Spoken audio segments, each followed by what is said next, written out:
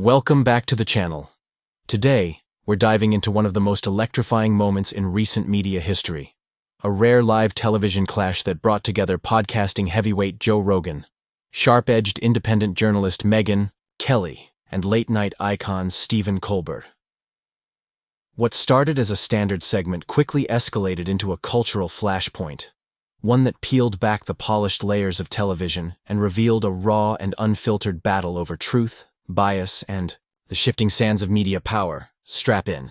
This isn't just about a talk show. This is about how we consume truth in a time when the lines between entertainment and journalism are blurrier than ever. Stephen Colbert has long been a master of straddling the line between satire and seriousness. Rising from his iconic role on The Daily Show, and later creating his own character-driven powerhouse on The Colbert Report, he seamlessly transitioned into the host of The Late Show. And with that, he brought political satire to primetime audiences, hungry for humor that also made a point. But over the years, that satire has sharpened, especially in the Trump and post-Trump era. For millions, Colbert became not just a comedian, but a nightly truth-teller. His monologues increasingly featured searing commentary aimed squarely at political figures, media personalities, and cultural trends. His audience cheered, his ratings soared, and his position as one of America's favorite late-night voices solidified. Enter Joe Rogan and Megyn Kelly. Rogan, the brash, no-holds-barred podcast host whose Joe Rogan Experience boasts tens of millions of listeners, has built a reputation for unscripted, wide-ranging discussions that often challenge mainstream narratives. Whether he's talking to scientists, fighters, comedians, or political thinkers, his platform thrives on authenticity, messy, unfiltered, and unpolished. Megyn Kelly, on the other hand, comes from a different school of thought. A seasoned journalist, she rose to prominence at Fox News, later transitioned briefly to NBC, and now runs her own independent show. She's smart, tough, and never afraid to ask the uncomfortable questions. Now picture this. These two outsiders, who've built influence away from the traditional media power structures, stepping onto Colbert's carefully curated stage and flipping the script. From the start of the live broadcast, you could feel the tension. The audience was buzzing.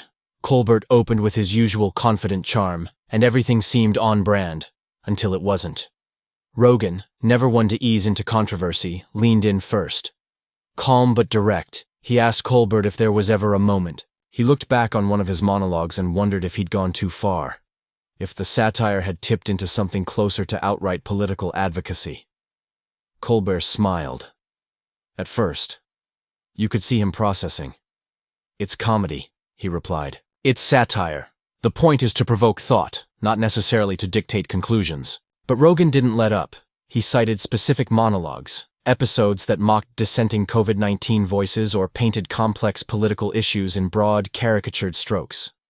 At what point, Rogan asked, does satire become propaganda if it's only aimed in one direction? Megyn Kelly then stepped in, her tone surgical.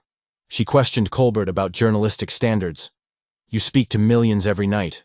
Do you believe there's a responsibility to vet the narratives you endorse, even in satire? Because a lot of people don't take it as a joke. They take it as truth." Colbert, known for his quick wit, hesitated. His responses became slower, more deliberate. He defended his work, but he also seemed aware of the unusual position he was in. He wasn't used to being the one in the hot seat, and it showed. Within minutes of the broadcast, social media erupted. On Twitter, TikTok, and Reddit, clips of the exchange went viral.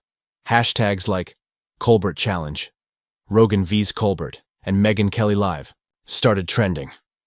On one side, fans of Rogan and Kelly hailed the moment as a long overdue reckoning. "Finally, someone's holding late night accountable," one tweet read. "That wasn't an interview. That was a wake-up call."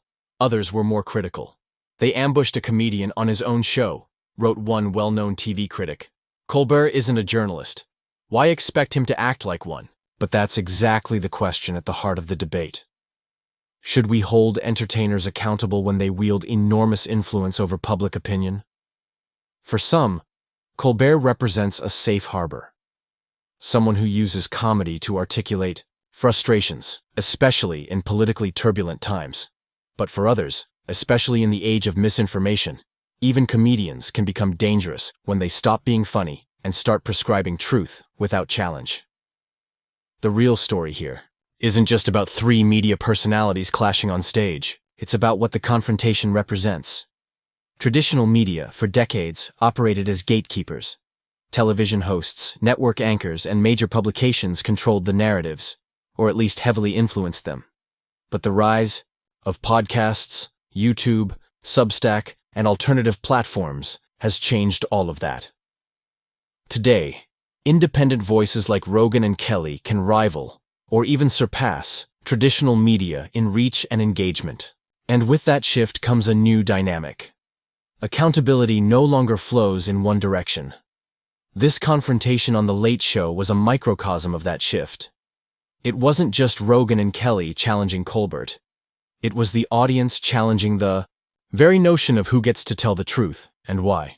It was about asking, if satire influences public perception, doesn't it deserve scrutiny like any other form of commentary? And perhaps even deeper than that, are we finally witnessing the collapse of the illusion that mainstream entertainment can remain neutral? So what happens next? For Stephen Colbert, this may be a pivotal moment. He could double down on the humor, avoid future cross-platform confrontations, and stay in his lane. Or, and this is more interesting, he could acknowledge the moment as an inflection point, reevaluating the balance between performance and persuasion in his nightly commentary. For Joe Rogan and Megyn Kelly, this moment marks a crossover, a symbolic entry into more traditional broadcast spaces. It shows they're not just online disruptors anymore. They're part of the broader conversation, and they can't be easily dismissed. But most importantly, for you, the viewer, this event is a mirror. How do you interpret satire? Do you expect truth from your entertainers? Do you demand accountability from your media sources, whether they wear suits, hoodies, or punchlines? We're living in a media moment defined by complexity. Audiences are smarter, hungrier for substance, and less tolerant of scripted surface-level talking points. The Rogan-Kelly-Colbert confrontation didn't offer easy answers, but it asked the right questions, and that's what matters. In the end, this wasn't just a clash of personalities. It was a cultural reckoning. It was a crack in the polished veneer of late-night television. It was an unscripted reality check in a world full of curated illusions. Was Colbert unfairly ambushed? Or was he finally being asked the kinds of questions he so often poses to others? Did Rogan and Kelly overstep their bounds? Or did they embody the evolving demand for transparency in a post-truth era? We may not all agree on the answers, but we should all be paying attention to the questions. In the end, this wasn't just a clash of personalities. It was a cultural reckoning. It was a crack in the polished veneer of late-night television. It was an unscripted reality check in a world full of curated illusions. Was Colbert unfairly ambushed? Or was he finally being asked the kinds of questions he so often poses to others? Did Rogan and Kelly overstep their bounds? Or did they embody the evolving demand for transparency in a post-truth era? We may not all agree on the answers, but we should all be paying attention to the questions.